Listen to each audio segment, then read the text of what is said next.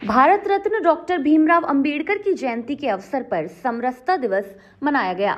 इस कार्यक्रम में डॉक्टर भीमराव के योगदान को याद किया गया। कार्यक्रम के मुख्य अतिथि केंद्रीय विधि एवं न्याय मंत्री श्री अर्जुन राम मेघवाल रहे। उन्होंने कहा कि डॉक्टर अंबेडकर ने देश के विकास और समाज सुधार में एक बड़ा योगदान दिया है, जिसे हमेशा याद रखा जाएगा। उन्होंने सावित्रीबाई फुले के शिक्षा क्षेत्र में दिए गए योगदान का भी उल्लेख किया और एक प्रेरक प्रसंग के जरिए उनके कार्यों को बताया। महात्मा ज्योतिबा फुले मेघवाल और अर्जुन राम जी मेघवाल के लिए 11 अप्रैल को एक छोटे से जयंती थी इस गर्मी में और पूरा देश 200वीं जयंती अब पूरे वर्ष मनाएगा। और बाबा साहब भीमराव अंबेडकर जी की कल 135वीं जन्म जयंती है। इस अवसर पर सामाजिक समरसता कैसे बढ़े समाज में, विभिन्न वर्गों में, विभिन्न धर्मों में, विभिन्न जातियों में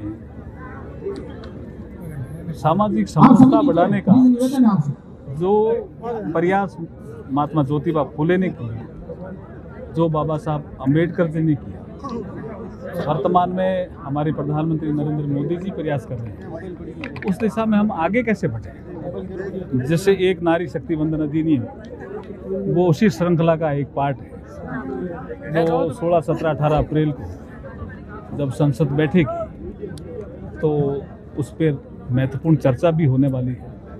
प्रधानमंत्री जी ने सभी विपक्षी दलों को, उनके नेताओं को पत्र लिख करके आग्रह किया है कि जब आपने 2023 में इस बिल को पास किया सर्वसम्मति से, तो अब लागू करने के लिए जब ये बिल आ रहा है तो इसका भी आप समर्थन करें, ऐसा अनुरोध किया है।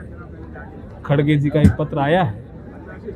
हम लगातार प्रयास में हैं और हम भी आग्रह करते हैं कि वो इतना महत्वपूर्ण ये बिल है, इसका सभी लोग समर्थन करें। हमारे ज्योतिराव फुले साहब आज से 200 साल पहले आए और उस समय जो समाज में जो दिया देखी, नारी शिक्षा भाव देखा, उसको आगे बढ़ाने का काम ज्योतिराव फुले साहब अपने जीवन में करते रहे।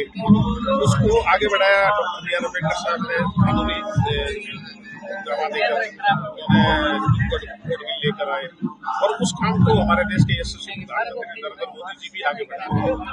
पहले आप महिलाओं के लिए शौचालय लेकर आए, उसके बाद में महिलाओं के लिए उज्ज्वला योजना लेकर आए, उसके बाद में महिलाओं के लिए जो मुस्लिम बहनें हैं उनके लिए 3 तलाक का कानून लाए और अब जो महिलाओं को शासन में कैसे भागीदारी मिले, IAS, IPS, IRS वगैरह, इनमें जो RS की जो नौकरियों में तो आ रही थी, लेकिन जो कानून बनाने वाली जो लोकसभा है, विधानसभा है, उसमें 33% आरक्षण देकर महिलाओं की भागीदारी तय कर रहे हैं कि महिलाएं भी हमारे देश के जो कानून बने उसमें अपनी